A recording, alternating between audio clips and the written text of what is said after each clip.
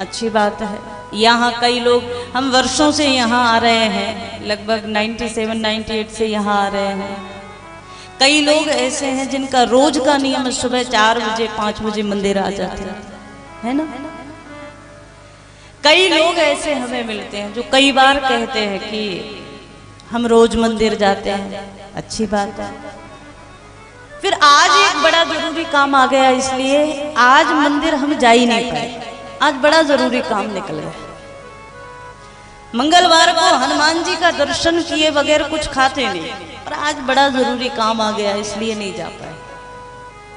फिर खाया, बोले खाना तो पड़ेगा ही, मंदिर जाए ना जाए। एक बात आपको कहे, जिस दिन तुम कहते हो कि आज मुझे बड़ा जरूरी काम आ गया इसलिए मैं मंदिर नहीं जा पाया, हमारा भाव ये है, इसी चीज को इसको देखने का हमारी दृष्टि ये है, आज भगवान की अति कृपा आप पर हुई ही नहीं। आज भगवान ने चाहा ही नहीं कि तुम्हारा शकल, तुम्हारा चेहरा भगवान देखे, तो भगवान ने आने ही नहीं दिया मंदिर में। तुम कहते हो कि हमें भगवान के दर्शन से भी बड़ा जरूरी काम आ गया, इसलिए हम राम दर्शन को, भगवान के दर्शन को नहीं जा पाए। तो भगवान भी तो सोचते होंगे, जिस व्यक्ति को मेरे दर्शन से ज्यादा दुनिया का काम जरूरी है, ऐसे व्यक्ति मेरे सामने खड़ा न हो तो ज्यादा बढ़िया। तो ये तुम्हारा जरूरी काम नहीं था, ये भगवान ने ही आज नहीं चाहा कि तुम मंदिर भगवान के सामने जाकर खड़े हो सको। इसके लिए भगवान ने तुम्हें समर्थ माना ही नहीं, सच्चाई है। याद रखो, अति हरि कृपा जाहे पर होए, पाँव दे यह मार्ग सोए। ये अति हरि कृपा का क्षेत्र है। मानस में कुछ पात्र ऐसे हैं जो बड़भागी नहीं, अति बड़भागी है।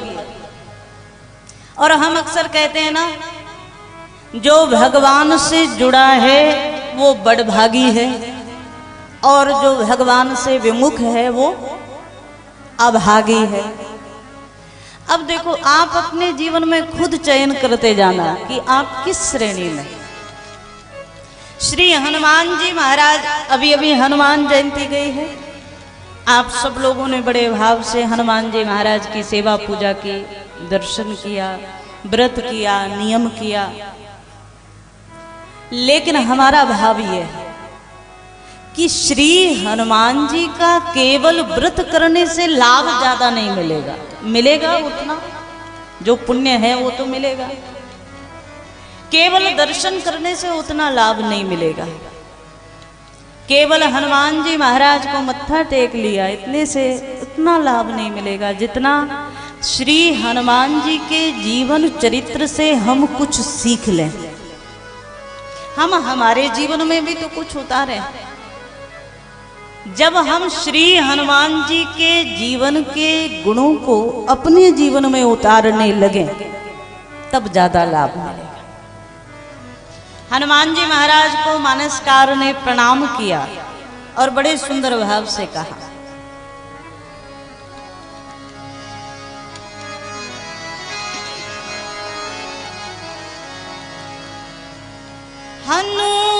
हनुमान सम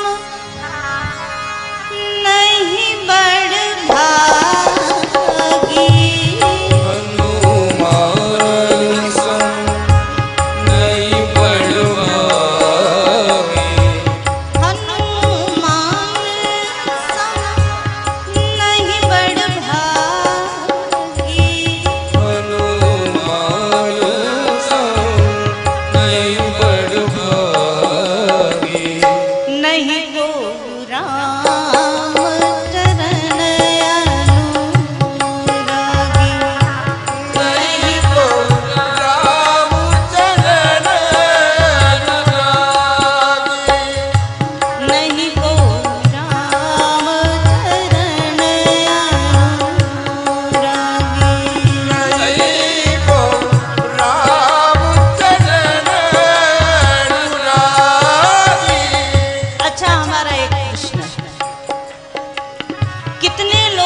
बड़भागी बनना चाहते हैं? जरा हाथ ऊपर करके बताओ कितने लोग बड़भागी बनना चाहते हैं?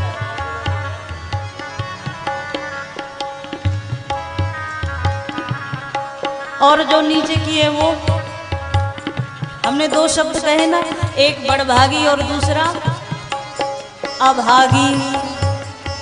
सुनते हुए जाना, सोते हुए नहीं। एक बड़भागी, दूसरा अभागी। तो बड़भागी बनना है कि अभागी बनना है? बड़भागी बनना है तो दोनों हाथ ऊपर ऐसे करके बताओ कितने लोग? सबको बनना है। अच्छा, अभागी कितने लोगों को बनना है ये बताओ? कोई नहीं बनना चाहता। एक बात जीवन में हमेशा याद रखो, भगवान ने मानव शरीर दिया और मानसकार कहते हैं बड़े भाग मानस तनु पावा। तो बड़ा भाग तो उसी समय हो गया जब मनुष्य बन गए, लेकिन कुछ विशेष पात्र हैं जिनको और भी बड़भागी रूप में सम्मानित किया गोस्वामी जी। जो महाराज ऐसा ऐसा है वो अभागी है, मानसकार कहते हैं। कैसा है ये चिंतन करके चलना। संपत्ति ज्यादा कमा लोगे तो बड़भागी बन जाओगे ऐसा नहीं। घर बड़ा बना लिया, गाड़ी खड़ी कर ली, दरवाजे बड़ी महंगी महंगी महंगी कार खड़ी कर ली, तो बड़भागी नहीं बन सकते। रावण के पास क्या कुछ नहीं था। तुम ईंट पत्थर का मकान बनाते हो, रावण की पूरी लंका सोने की थी। अगर बाहर के वैभव से बड़भागी बन जाते तो रावण की पूरी लंका सोने की थी। ध्यान देना, अगर महाराज ऊंचे कुल से बड़भागी बनते तो रावण ब्राह्मण कुल में आया था। अगर ज्यादा पढ़ने लिखने से, स्वाध्याय से बड़भागी बनते तो रावण को 4 वेद 6 शास्त्र कंठस्थ था। अगर महाराज वैभव से ही बड़भागी बना जाता तो रावण के समान वैभव किसका था? एक बड़ी सुंदर बात, इतना बड़ा वैभव किसका होगा?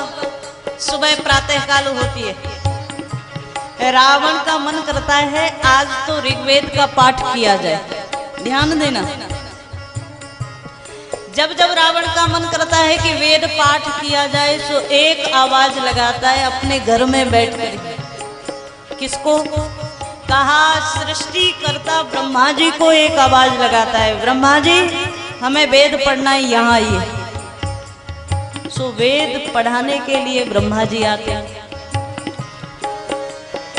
जैसे ही ये पूजा करने के लिए जाता है तो शंकर जी का भक्त है। इतना बड़ा वैभव किसका होगा? शिव का भक्त है। तो जैसे ही मंदिर में जाता है तो आवाज लगाता है, महाराज शंकर जी आपकी पूजा करनी है, हमारे मंदिर में चले आओ। वेद पढ़ई विधि शंभु पूजावन रावण सो नित आवै। वेद पढ़ाने के लिए ब्रह्मा जी आते हैं, शंकर जी अपनी पूजा कराने के लिए दौड़ते हुए लंका में जाते हैं रावण के भवन में। किसी ने शंकर जी से पूछ लिया, महाराज ये आपका भक्त है तो ये आपके पास पूजा करने को आए, आप क्यों आते?